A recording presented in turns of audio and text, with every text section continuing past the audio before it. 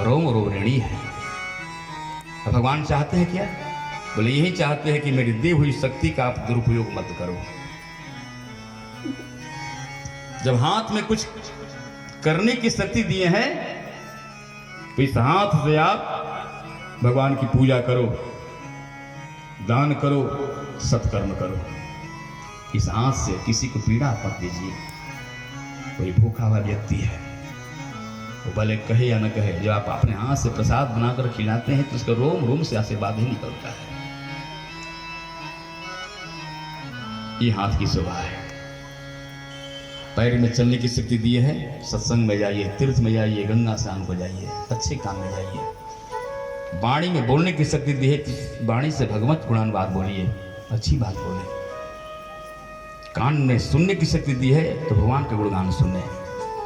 भगवान की दी हुई वस्तु का दुरुपयोग नहीं, सदुपयोग। आपके गुरुजन आपके पास आए, ठंडा का समय है और आपने अपनी संपूर्ण श्रद्धा और भक्ति से खूब बढ़िया सुंदर उनको चादर खरीद कर दिए। अगले साल पुनः महाराज जी आए और आप कहेंगे कि महाराज जी पर साल मैंने आपको चादर खरीद कर दिया था, बड़ी श्रद्धा और प्रेम से, हमारा चादर दिखलाइए। तो महाराज जी इसमें कोयला, माटी, राख लपेट कर दिखलाने, यही आपका चादर है। उसको कैसा लगेगा? ऐसे ही मेरे भगवान बड़ी पवित्रता से भेजे यहाँ पर, और जब चलने को हुआ तो हजारों कालीमा लगा चुके अपने शरीर रूपी चादर में। ई चुनरी के मली मली धोवलो, धोवत भदोवत भैनी पागल। ओ ई चुनरी रहे पच महला के ऊपर खूंटी पर टांगल। ना जाने केने से चोरावा समैले हो, दाग लगा के भागल। चुनर में दाग कहाँ से लागल। खड़विकार यही चोर है सब, जो शरीर में दाग लगाते हैं। ई चुनरी के मली मली धोवलो, धोवत धोवत भैनी पागल। कहत कबीर सुनो भाई साधो, कहत कबीर सुनो भाई साधो। यह हरि जी से नहीं लागल, हो चुनर में दाग कहाँ से लागल।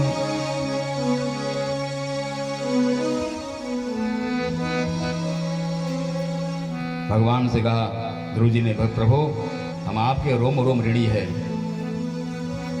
भगवान ने कहा, ध्रुव तुम्हारी स्तुति हमको बहुत प्रिय लगी। तेरी मेहरबानी का है बोझ इतना कि उसको उठाने के काबिल नहीं हूँ। तेरी मेहरबानी का है बोझ इतना इसको उठाने के काबिल नहीं हूँ। मैं आ तो गया हूँ मगर जानता हूँ कि तेरे दर पे आने के काबिल नहीं हूँ। मैं आ तो गया हूँ मगर जानता हूँ कि तेरे दर पे आने के काबिल नहीं हूँ। तुम्ही ने अदा की मेरी जिंदगानी, मगर तेरी महिमा किसी ने न जानी। तुम्ही ने अदा की मेरी जिंदगानी, मगर तेरी महिमा किसी ने न जानी। तुम्ही ने अदा की मेरी जिंदगानी, तुम्ही ने अदा की मेरी जिंदगानी, तुम्ही ने अदा की मेरी जिंदगानी। तुम्ही ने अदा की मेरी जिंदगानी, मगर तेरी महिमा किसी ने न जानी।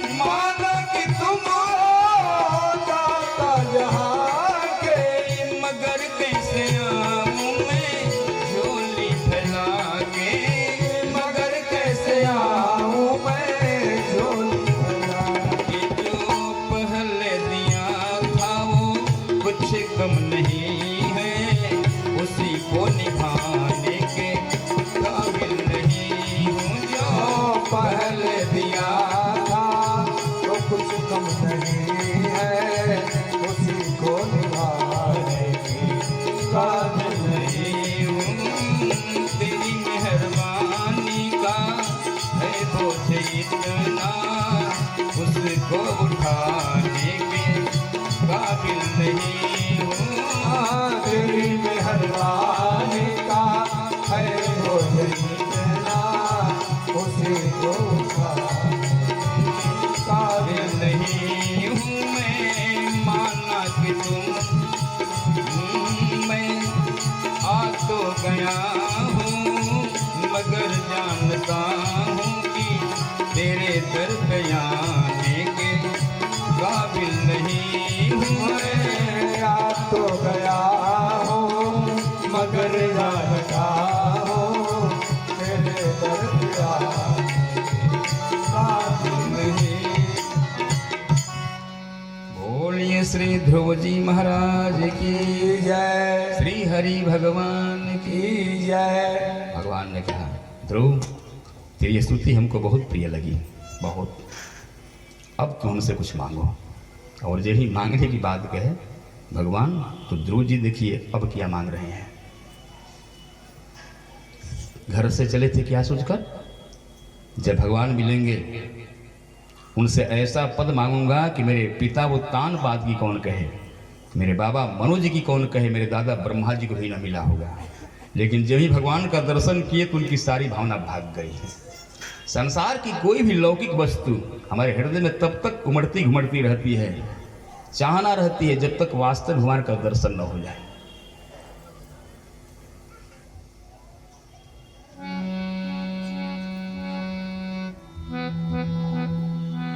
ध्रुव जी क्या मांग रहे हैं, हे मेरे भगवान,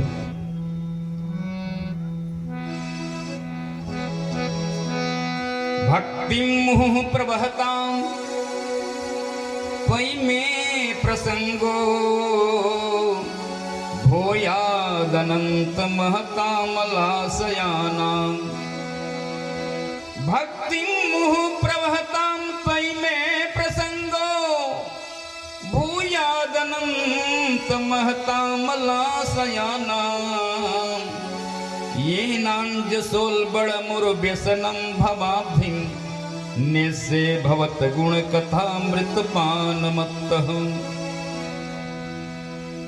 भक्ति मोह प्रवहताम, मोह मने बार बार होता है। ऐसा भक्त जो आपकी भक्ति की धारा में बार बार बह रहा है। और त्वयि में प्रसंगो, संग मने आसक्ति होता है, और प्र उपसर्ग लगा, प्रकृष्ण पिंड संगम। ऐसा भक्त जो आप में आसक्त हो चुका है। आसक्ति क्या है, जो बिना याद दिलाए बार बार याद पड़े। आप नहीं चाहते हैं फिर भी याद पड़ता रहता है। एकलौता पुत्र घर में है, पिता पहाड़ की चोटी पर चला गया, पुत्र में मन आसक्त है तो बार बार पुत्र ही याद पड़ता है। जैसे पका हुआ बरतोर घाव टब टब टबक रहा है। हम किसी से बात भी करते हैं लेकिन ध्यान बराबर घाव के ऊपर रहता है। जो बिना याद दिलाए बार बार याद पड़े, आसक्ति। वो आसक्ति कहाँ, हे प्रभु आप में। ऐसा भक्त जो आप में आसक्त हो चुका है। भक्ति मोह प्रभताम त्वयि में प्रसंगो, भूयाद अनंत महता अमला शयानम। ऐसा भक्त जिसका आस है, जिसका हृदय, जिसका अंतःकरण बिल्कुल मल से रहित हो, बिल्कुल पवित्र हो। और इतना ही नहीं, ये नान जसोल बेड़ा मुरु व्यसनम भवाब्धि, निश्चय भक्त गुण कथा मृतपान मत्त। ऐसा भक्त जो आपकी कथामृत को पान करके मत वाला हो गया हो। तीन बात बतलाए, जो आपकी भक्ति की धारा में बह रहा हो, जिसका हृदय बिल्कुल पवित्र हो, जो आप में आसक्त हो चुका हो, और जो कथामृत का पान करके जो भक्त मतवाला हो गया हो। ऐसे संत भक्त की हमको संगत करा दीजिए हे प्रभु, यही हमको वरदान दीजिए। भगवान ने कहा यो मस्तु, और मांगो। ध्रुव जी ने कहा कि अब कुछ नहीं, बहुत कुछ मिल गया हमको। तब भगवान ने कहा, जब तुम घर से चले थे क्या सोचकर कि मैं वो पद भगवान से मांगूंगा, पदम त्रिनोत्कृष्टो जिगीषो साध व्रत में, क्यों नहीं मांगता है? ध्रुव जी ने कहा, मेरी भूल थी मेरे भगवान। और कौन ऐसा व्यक्ति होगा जो हीरे के टुकड़े को फेंक करके और शीशा का टुकड़ा हाथ में लेगा, कोयला हाथ में लेगा? अब आप मिल गए, आपकी भक्ति मिल गई, अभी संसार का पदार्थ क्या है? यही स्थिति से रामचरितमानस में विभीषण जी की थी। जो लंका से चले थे तो मन में आ गई थी कि लंका का राज भगवान हमको दे देंगे। भगवान के पास आते ही बोल पड़े, कछ प्रथम वासना रही, प्रभुपद प्रीत से रिश्वत बही। सुग्रीव जी की ही दशा हुई, उपजा ज्ञान बचन तब बोला, नाथ कृपा मन भयं अलोला, सुख संपत्ति परिवार बढ़ाई, सब पर हरि करे घों से बताई। ये सब राम भगत के बाधक, कहीं संतो पद अपराधक। जब तक भगवान को हम पूर्ण से प्राप्त नहीं कर जाते हैं। भगवान ने कहा, ध्रुव अब तुम नहीं मांग रहे हो तो मैं तुझे अब दे रहा हूं। मेरा एक नाम है भक्त वांछा कल्पतरु। भक्तों को वरदान देने के लिए मैं कल्प वृक्ष के समान हूं। और तुम्हारे मन में बात आई थी ना कि मैं वो पद लूं जो मेरे बाबा दादा परदादा को न मिला होगा। मैं वो पद तुझे आज देने जा रहा हूं जो आज तक किसी को ये पद मिला भी नहीं है। ब्रह्मांड के बाद ब्रह्मलोक के ऊपर, सप्तर्षि मंडल के ऊपर, जैसा मेरा लोक ऐसा लोक मैंने तुझको दे दिया। इसको कहते हैं सालों की मुक्ति। प्रसन्न नहीं हुए ध्रुव जी? भगवान ने कहा, तो बाद में मिलेगा ना, अभी तुझको मैं आशीर्वाद देता हूं कि इस धरती पर तुम 36,000 वर्ष तक चक्रवर्ती सम्राट बन करके पृथ्वी का निष्कंटक राज्य भोगोगे। सोच लीजिए, 5 वर्ष में लोग धर्म को खूंटी पर टांग देते हैं और गाली बकते बकते भगवान तो को ही समाज छोड़ रहा है। बाहर धन हो प्रभु, पर लोग को भी याद करो, बुढ़ापा आएगा, शरीर में रोग व्याधि फैल जाएगी और फिर जमदूत पकड़ कर ले जाएंगे, तब क्या दशा होगी? राधे ध्रुव जी महाराज को भगवान ने बहुत कुछ दिया। फिर प्रणाम करके ध्रुव जी चले तो इनका मुख प्रसन्न नहीं हुआ, आंख में आंसू भर गए। आखिर देवताओं की मां ने मुझे ठग ही डाली है। देखो, लगता है देवताओं को मुझसे ईर्ष्या हो गई कि 5 वर्ष की उम्र में ध्रुव जी भगवान को प्राप्त कर गए। इनको ठग दो। और भगवान को प्राप्त करके भी मैं संसार की वस्तु ही मांग लिया। नगर से बाहर विशाल उपवन था, उसी में ठहरे। प्रवासियों को पता चला, ध्रुव जी भगवान का दर्शन करके आ गए। और जब से ध्रुव जी घर छोड़कर चले थे, उत्तान पाद की पागल की दशा हो गई थी। अरे मेरा लाल, लौट जा घर को मेरा बेटा। मैं कैसा बाप निकला अधम। मेरा पुत्र मेरी गोद में बैठना चाह रहा था। पुत्र पिता की आत्मा होती है। और मेरे राज दरबार में जब मेरा पुत्र आया, मेरी गोद में बैठना चाह रहा था। मैंने तुलसी को डांटा तक नहीं, ये नहीं कह पाया कि मेरी ही आत्मा पुत्र के रूप में खड़ी है, मेरे गोद बैठना चाहती है, तो इसको बोल रही है। मैंने आंखें चुरा लिया। अरे मेरा लाल, एक समय था कि तू तरस रहा था कि पिता गोद में कब बैठेगी। मेरा बेटा आ जा, मेरी गोद में बैठ जा। अपने पैर के धूल से मेरे वस्त्र को धूसरित करो। सुना हो कि आज मेरा वो पुत्र भोजन भी नहीं किया। वो भीख मांगना जानता नहीं, थक कर कहीं जंगल में सो न जाए, कोई बाघ से न खा ले। मैंने अपने साथ पुत्र को घर से निकाल दिया। नारद जी आए, कहाँ है मेरा बेटा? बोले मधुबन में। जाने की तैयारी की है। बोले कब क्या करने जाओगे? उसके भजन में बाधा देने हैं। तब से उत्तानपाद जी पत्नी से राज से मन मोड़ करके हाथ में माला ले लिए। सभी लोग भगवान का नाम जपते हैं, ये अपने पुत्र का नाम जप रहे थे। मेरा बेटा, मेरा ध्रुव कब घर में आएगा? अब जब सुने कि मेरा पुत्र आ गया, बाजे गाजे के साथ फूल की वर्षा करते निकल पड़े। नगर के सभी नर नारी पुरुष सभी लोग निकल गए और बड़ी भारी भीड़ लगी। और सबके मन में था कि ध्रुव जी से पहले मैं मिल लूं। ध्रुव जी ने कहा, हटो सब, मैं किसी से नहीं मिलूंगा। उस भरी भीड़ में ध्रुव जी एक माँ की खोज कर रहे थे। कौन माँ की? अपनी माँ की नहीं, वो छोटी माँ की। और छोटी माता भीड़ में अपने को छुपा रही थी। ध्रुव जी की दृष्टि गई और वहीं से माँ माँ कहकर दौड़कर जाकर चरणों में लौट गए। मेरी माँ। सुरुचि की आंखों में आंसू भर गए, हृदय से लगाई। ध्रुव जी ने कहा, मारो उन्हें तुम। जिस समय भगवान के दर्शन हुए उस समय तुम्हारी झांकी मेरे आंख के सामने उपस्थित हो गई और वहीं से मैंने तुमको प्रथम प्रणाम किया है। माँ, जिस समय तुमने हमको कटुबाणी बोली उस समय लगा कि तुझसे बढ़कर मेरा शत्रु दूसरा कोई नहीं होगा, लेकिन जिस दिन भगवान के दर्शन हुए उस दिन लगा कि मेरी छोटी माँ के समान हितकारी कोई दूसरा भी नहीं होगा। अगर तू न कटुबाणी बोली होती न भगवान का दर्शन हुआ होता माँ, इसलिए रो नहीं तुम। तब कहती ही, नहीं मेरा बेटा, अरे मेरा लाल, अगर भगवान की मेरे ऊपर कभी कृपा हो तो मैं ही तेरी माँ कहीं बनूं। और मेरा लाल, तुझे मैं आज आशीर्वाद देती हूँ कि मेरी जो आयु शेष रह गई है तेरी आयु में जाकर लग जा और तू लंबी आयु का हो जा मेरा लाल। यहाँ श्लोक है, सुरुचिस्तम समुत्थाप्य पादावनतम रभकम परिस्वज्या जीवेति वाष्पगदगदया गिरा। अरे मेरा लाल, तू लंबी आयु का हो जा, मेरी आयु तेरी आयु में जाकर लग जा। जब भी ये सुरुचि बात बोली तो श्री सुखदेव भगवान ने कहा, देखो देखो, ये वही माँ है जब कभी कही थी कि भगवान का दर्शन हो तो कहना कि मेरी मृत्यु हो जाए और तुम मर करके मेरे पेट से आकर जन्म लो। जो कभी ध्रुव जी के मरने की बात कही थी वहीं आज सुरुचि कह रही है कि मेरी आयु भी तेरी आयु में जाकर लग जा। श्री सुखदेव जी ने कहा, जानते हैं क्यों? यहीं पर स्वर्णाक्षरों में लिखने वाला खूब सुंदर श्लोक लिखे हैं। हम लोग को बड़ा मन में कभी कभी घमंड रहता है, फलाना व्यक्ति हमको बहुत आदर दे रहा है। घर का हमारा कोई भी बहुत नजदीक से नजदीक कोई व्यक्ति हो, बहुत मानता है, बहुत आदर देता है। इतना ध्यान रखिए, कब तक वो आदर देता है? जब तक भगवान आपको आदर दे रहे हैं।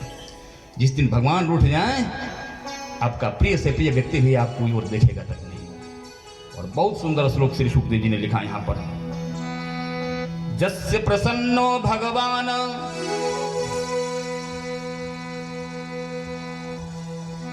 जस्य प्रसन्नो भगवान गुणमैत्र्यादिभिर्हरि तस्मै नमन्ति भूतानि निम्नमापैव स्वयं। जस्य प्रसन्नो भगवान गुणमैत्र्यादिभिर्हरि तस्मै नमन्ति भूतानि निम्नमापैव स्वयं। जिस पर भगवान प्रसन्न हो जाए सारी दुनिया उनका चरण चुमती है, और जिस पर भगवान रूठ जाए अपने ही लोग समाचार नहीं पूछते। प्रहलाद जी ने नृसिंह भगवान से कहा है, हे मेरे भगवान, छोटा सा बालक ये समझे कि मेरे रक्षक मेरे माता पिता है तो उसकी भारी भूल है। जल में का डूबता हुआ व्यक्ति समझे कि मेरा रक्षक नौका है तो उसकी भारी भूल है। और रोग से आर्त रोगी समझ ले कि मेरा रक्षक औषधि है तो उसकी भारी भूल है। छोटे से बालक की रक्षा माता पिता तब करते हैं जब भगवान उसके अनुकूल है, और जल में डूबते व्यक्ति की रक्षा नौका तब करती है जब भगवान अनुकूल है, और रोग से आर्त रोगी को दवा भी तब रक्षा करती है जब भगवान अनुकूल है। भगवान प्रतिकूल हो जाए कोई रक्षा नहीं कर पाएगा। बड़ा सुंदर श्लोक है। प्रहलाद जी ने कहा है, बालस्य नेह शरणम पितरौ नृसिंह नारतस्य चागद मुदनमतिमज्जतो नौ तप्तस्य तत्प्रतिविधीर्यहान्यश्रेष्ठस् तावत् विभो तनुभृतां तदुपेक्षितानां। माता भी मृत्यु के समान हो जाती है, यमराज के समान पिता हो जाते हैं, गंगा नदी उसके लिए बैतरणी नदी के समान हो जाती है, अमृत जहर के समान बन जाता है, मित्र शत्रु के समान हो जाते हैं जिस पर भगवान टेढ़े हो जाए। मातु मृत्यु पितु समन समाना सुधा होई विष सुनु हरि जाना। तुमरे तो भी तू समन समाना सुधा हो ये विष सुन हरि जाना ताक सब जगता ही अनल हूँ ताता जो रघुवीर विमुख सुन भ्राता मित्र करई सतरी पुके करनी ताक विबुध नदी बैतरनी श्री राम जय राम जय जय राम श्री राम जय राम जय जय राम। इसके बाद ध्रुव जी पिताजी से मिले, छोटे भाई से मिले, पूर्ववासियों से मिले और अंत में अपनी माँ के पास जाकर प्रणाम किए, सुनीति माँ को। और जब ही माँ का चरण में प्रणाम किए तो माँ उठाकर हृदय से लगाई और भागवतकार ने कहा कि माँ के आंख से प्रेम के आंसू जो बहे सो बहे, इनकी छाती से दूध की धारा भी चल पड़ी। और यहाँ पर भागवतकार ने कहा कि आज सुनीति माता वीर वीर शुभमोह, ये वीर पुत्र की माँ हो गई। यहाँ वीर पुत्र की माँ क्यों कहा? भजन करना भी एक वीरता का काम है। भजन करे कोई शूरमा जाति बिरादर खोए। आज भगवान का दर्शन करके आए हैं। इसके बाद उत्तानपाद जी ध्रुव जी को राज सिंहासन पर बैठाकर जंगल की यात्रा कर गए। ध्रुव जी के जीवन में एक घटना घटी। इनके छोटे भाई उत्तम जब जंगल में आखेट करने गया, एक शूकर के ऊपर बाण मारा, उसी शूकर के ऊपर एक जक्ष भी बाण मारा और उत्तम जक्ष से भिड़ गया, जक्ष इसको मार दिया। जब पता चला ध्रुव जी को तो अपने भाई की ममता में पड़कर जक्षु की राजधानी अलकापुरी पर आक्रमण कर दिए अकेले। और इतने वीर थे महाराज, जक्षु को वहां धराशायी कर दिए, रुंड मुंड कर दिए। तब मनु जी महाराज और ब्रह्मा जी के पास आए, बोले बेटा तुम भगवान के ऐसे भक्त हो कि 5 वर्ष की अवस्था में भगवान तुमको दर्शन दे दिए और तुमने इन निरपराध जक्षों को अपने भाई की ममता में पड़कर मारे हो, बहुत गलत काम किए हो। भक्त का यही स्वरूप होता है, क्षमा याचना करो कुबेर जी से। इन्होंने क्षमा याचना की। अब यहाँ पर कुछ विद्वान क्या कहते हैं कि ध्रुव जी से भूल क्यों हो गई, तो उनका कहना है कि ध्रुव जी भगवान का दर्शन 5 वर्ष की अवस्था में जरूर कर चुके थे, लेकिन जीवन में सत्संग नहीं किए थे। और बिनु सत्संग विवेक न होई, राम कृपा बिनु सुलभ न सोई। सत्संग के बिना विवेक की जागृति नहीं होती, लेकिन ऐसी बात नहीं है। ध्रुव जी महाराज जब माँ के पास आए, क्या माँ का सत्संग नहीं मिला उनको? जब ध्रुव जी घर से निकल पड़े, गुरुदेव नारद जी आए, क्या गुरुदेव नारद जी का सत्संग नहीं मिला? सत्संग का रूप नहीं होता कि बहुत भारी भीड़ है, वहां कथा वार्ता कहते हैं, उसी को सत्संग कहते हैं। हनुमान जी महाराज लंकिनी के एक घूसा मारे और लंकिनी ने क्या कहा? तात स्वर्ग अपवर्ग सुख धरिय तुलाए अंग तूल नताहि सकल मिली जो सुख लो। तो ऐसे हनुमान जी सरीके संत महात्मा किसी को हाथ से छू दे, आंख से देखे, उस व्यक्ति का भी कल्याण हो जाता है। वो भी सत्संग है। राजा ऋषि भरत जी जिनके नाम पर इस देश का नाम भारतवर्ष पड़ा, अमृत छौना क्या जानता था सत्संग किसको कहते हैं, लेकिन उसको हाथ से छूते थे, अपना कहकर पुकारे, अपने हाथ से कंदमूल फल खिलाते, कंधे पर लेकर चलते। बस इसी सत्संग के लाभ से वो मानव नहीं राजा बना, सत्संगी राजा बना। तो ऐसी बात कि ध्रुव जी जीवन में सत्संग नहीं किए थे, उचित नहीं लगता है। इसके बाद ध्रुव जी अपने पुत्र उत्कल को राजगद्दी देकर करके हरिद्वार की यात्रा कर गए। भगवान के ध्यान में विभोर हो गए। जब भगवान की पूजा करते तो इतने विभोर हो जाते कि पूजा का क्रम भूल जाते हैं।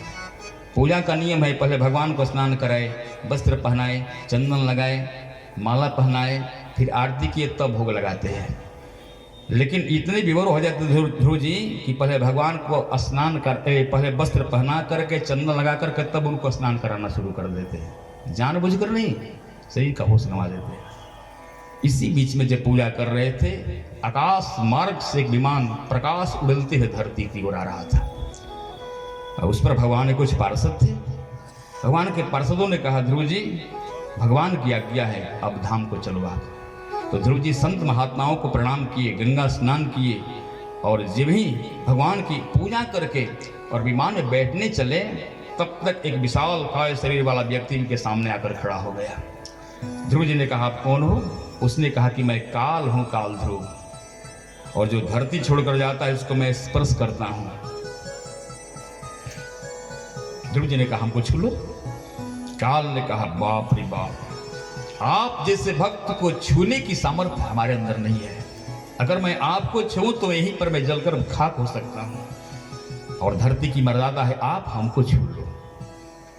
ध्रुव ने कहा, कैसे? इन्होंने कहा कि ये भगवान के धाम का विमान है, पृथ्वी का स्पर्श नहीं कर रहा, ये मर्त्यलोक है, और आपको विमान में बैठने के लिए सीढ़ी चाहिए ना। सीढ़ी की जगह पर मैं सिर झुका रहा हूं, और मेरे सिर पर अपना पैर रखकर विमान में बैठ जाइए, स्पर्श हो जाएगा।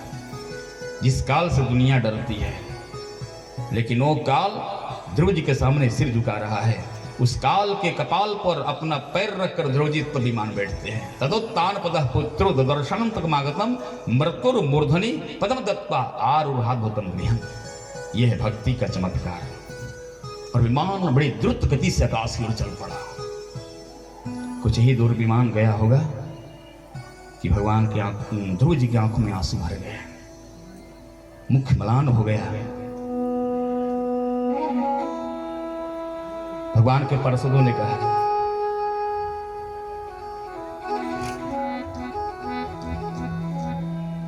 क्यों रो रहे हो आप? इन्होंने कहा, मैं नहीं जाऊंगा। भगवान से बड़ी प्रार्थना कर देना, क्षमा याचना, मैं धाम में नहीं जाऊंगा। बोले क्यों? बोले, भाई भगवान के पार्षदों, वो मेरी दुखियारी माँ याद पड़ रही है। मैंने बाल्यकाल से उस माँ को देखा है। वो माँ भीतर ही भीतर रोती, लेकिन मेरे सामने अपना दुख प्रकट नहीं करती।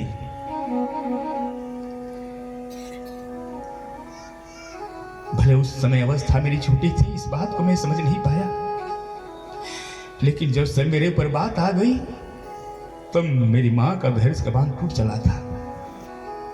और उस दिन प्रथम बार मैंने माँ को रोते हुए देखा था जिंदगी में। इतना फूट फूट कर रोई मेरी माँ। और तब मेरी माँ ने भगवान के शरण में मुझको भेजी, बेटा वहां चला जा। मैं 5 महीने तो भगवान की आराधना करता रहा, लेकिन मेरी माँ अपने घर में तपस्विनी की भांति आराधना करती रही।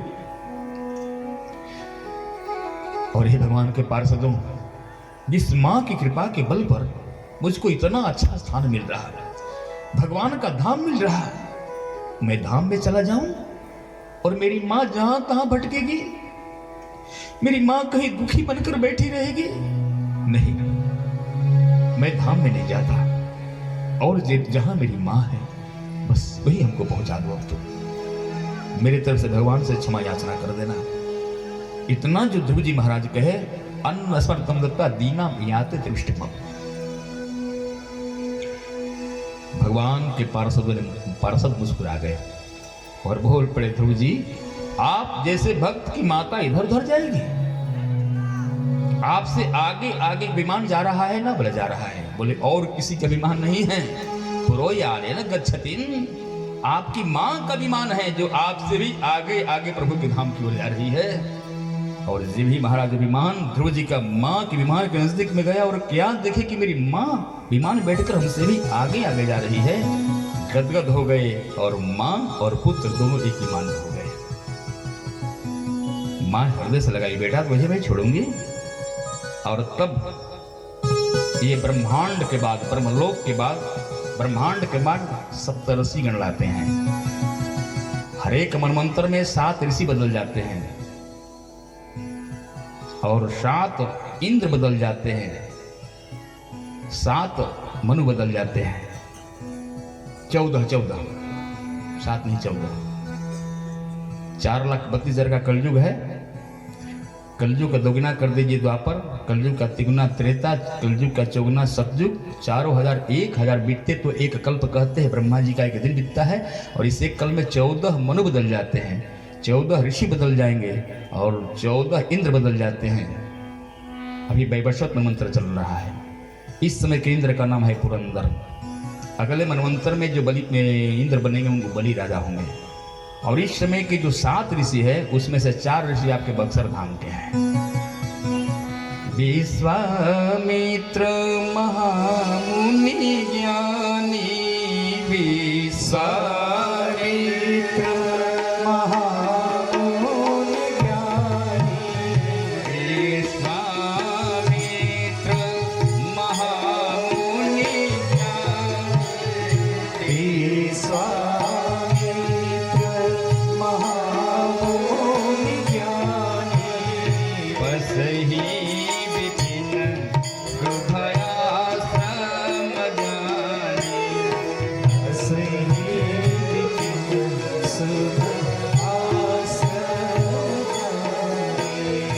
जहाँ जप यज्ञ जोग मुनि करहि, जहाँ जप यज्ञ जोग मुनि करहि, अति मारीच सुबाहुहि डरहि, हाँ अति मारीच सुबाहुहि डरहि।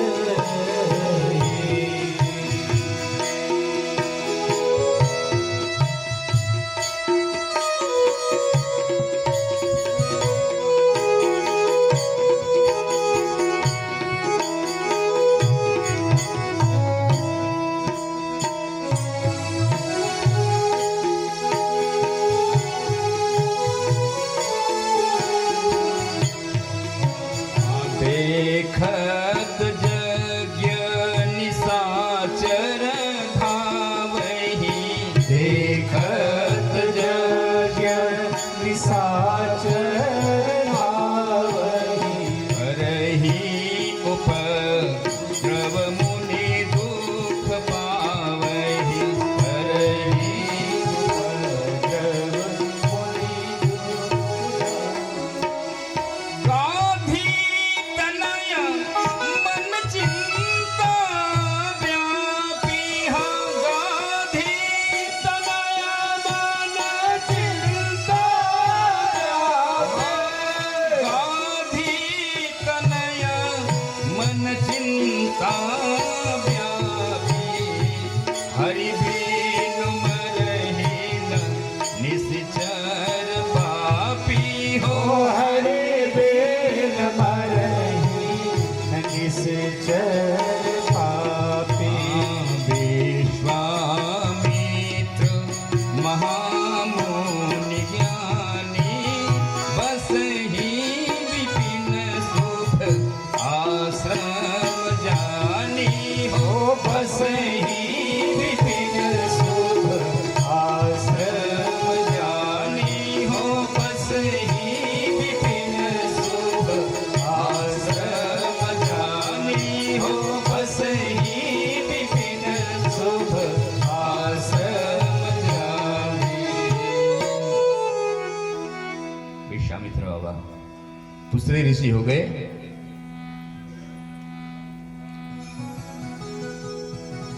श्री कश्यप जी महाराज। अदिति की पत्नी जाबामन जी का अवतार हुआ।